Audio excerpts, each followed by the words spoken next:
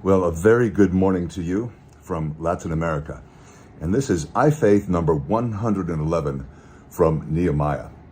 Recall that Jerusalem has been destroyed in the 6th century BC. The temple's rebuilt later that century, but the walls are still in rubble. Nehemiah comes, and he's not only a governor, but he is a man with a plan, and the walls are built. Ezra rebuilt faith. As we saw, he studied the word, he practiced it, and he taught it. And that was so key that someone not become a teacher who's only read, but one who's actually obeyed.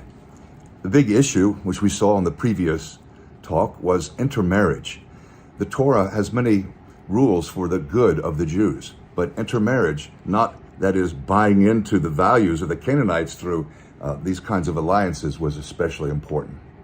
In Nehemiah, the main action is crowded into the spring and summer of the year 445 BC. It's a tense time as the little nation of Judah is surrounded by enemies. Samaria to the north, Ammon to the northeast. Of course, there's Arabia to the south.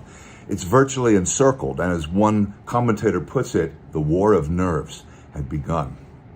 More than half of this book is a personal record, punctuated with frank comments, which make it in some ways the liveliest book of the Old Testament, one of the liveliest pieces of writing, very autobiographical, not just informational. Like Nehemiah, like Ezra, Nehemiah had to come from Persia with the permission of the Shah, the King of Kings, and that's a long trek. He commutes, he comes, and over a 12-year period, he governs and probably is going back and forth. This great man deals with a number of issues concerning the temple, intermarriage again, and also violation of the Sabbath. People who are much more eager to buy and sell than they are to draw near to God.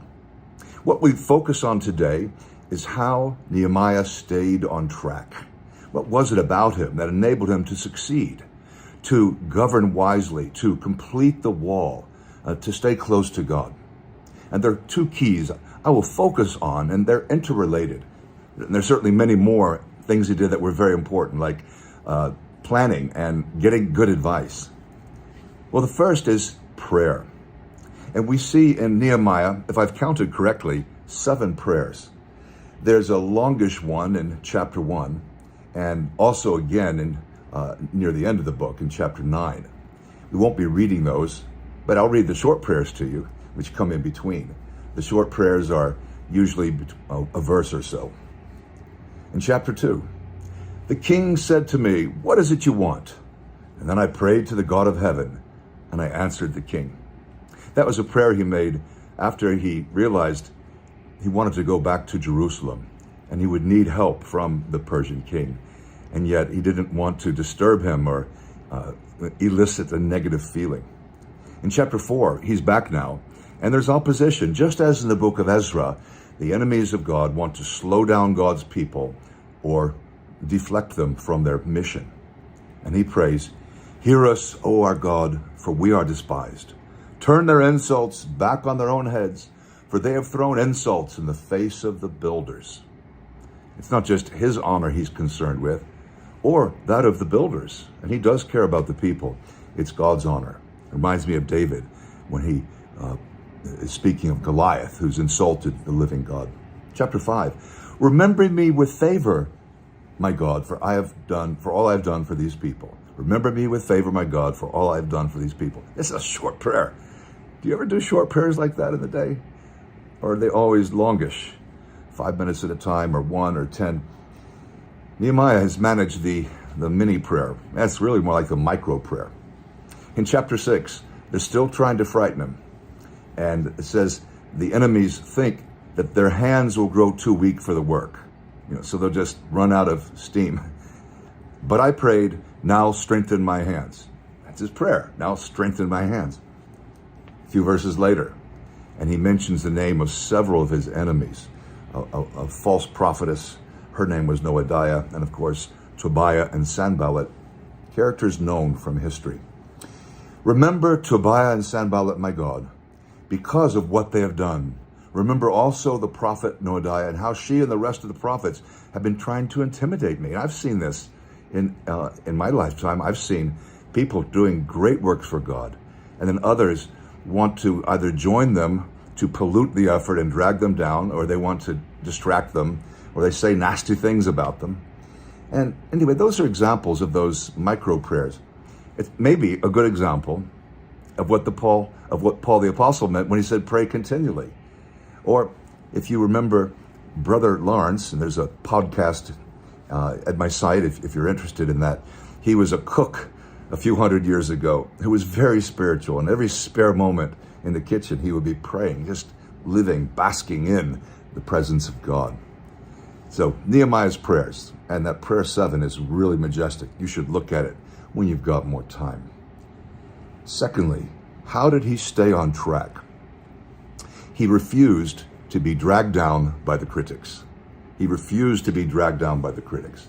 He avoided fruitless discussion, because often the critics, they say things not to your face, or they want to get with you and have a big conference about something that doesn't need a conference. We just need to obey God.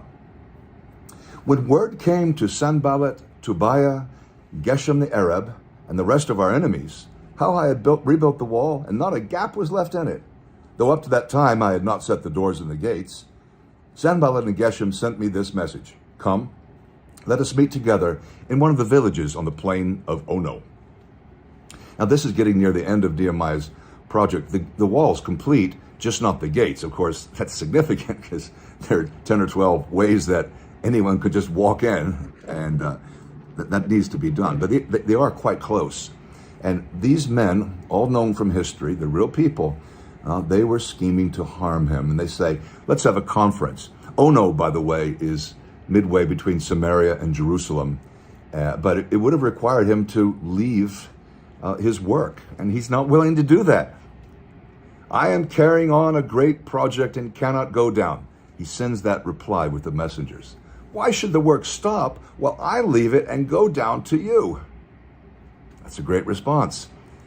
Sanballat, the governor of Samaria, Geshem the Arab, who was someone assigned to Arabia, the southern flank of Judah, and Tobiah, who was the governor of the Ammonites, had sent 5 messages to Nehemiah, trying to insult him. I mean, even like an open letter, they didn't seal properly so anyone could see their negative feeling. And this is their final attempt. This is their last chance. And so they choose this place between Jerusalem and Samaria, not far from the airport at Tel Aviv, if you've been to Israel. And distractions. What are your distractions? What are mine? Maybe we use the word diversions, because sometimes it's nice to be distracted, but sometimes it diverts us from purpose. Nehemiah will not connect with these fellows. And they keep bothering him. I mean, even at the very end of Nehemiah, we see that in the temple of the Lord, Tobiah has his own personal room. Instead of using that to store the utensils for the temple or the tithes, things related to the sacrifice, he has his own room. Nehemiah goes and he tosses everything of Tobiah out of the temple. Now, he's a purist. He wants it to be as God intended. We also see, even though he's a very strong leader, he is submissive. After the wall is completed, a very beautiful part of Nehemiah, there are 2 choirs, one walking clockwise, one walking anti-clockwise. And these choirs are led by priests, the singers, and they sing and Nehemiah follows. It's not the civil officials leading. He submits to the religious leaders. And that's really quite beautiful. And those 2 groups converge. They walk all around the wall and then they come together. So these are the 2 motifs that dominate Ezra and Nehemiah, the temple and the walls. They come together and there's great joy. And so we read, so the wall was completed on the 25th of Elul in 52 days. Not bad for a construction project. Nehemiah was a man of action and a man of prayer. I actually considered titling this that, man of action, man of prayer. But I thought it was possibly a better title for us, and even for me, to call it On Track. Because so often we have good intentions, we begin, but we get sidetracked, don't we? Don't we? Nehemiah's life of action and his life of prayer were finally intermeshed. I mean, so you could look at this as a 2-point sermon, prayer and refusing to be distracted. But really, the point is that because he followed God, because he prayed continually, he was not easily deflected. Prayer was the secret of his focus. That's why he stayed on track. How about you and me? If we're not on track, is there a connection? Is there a correlation between that and our prayer? What sidetracks you? What does it take to deflect me from completing on things I've promised, things I've told others I'd do, things I've told God I would do? If I start a book, do I finish the book? Or do I run out of energy after a few chapters? If I start to repair the house, do I just stop for months or do I complete it? How about projects at work? Maybe you're doing a degree at the university. Would other people say, oh yeah, he's focused? Would other people say, she's focused spiritually? Oh, she's a man of prayer or a woman of prayer. He's a man of prayer. And they're connected. And there's a great strength that we see in this brother or sister. And that's the secret to their productivity, to their joy. Really, we're asking, what does the Lord want us to learn from Nehemiah? And I know he wants me to pray more and focus more, and I know they're connected. And I hope you can make similar connections so that this beautiful jewel, this great book of the Bible, will be powerful in your life. Next time in Nehemiah B, the second part, focusing on chapter 8, we'll have a lesson called Reboot. Until then, thank you for listening.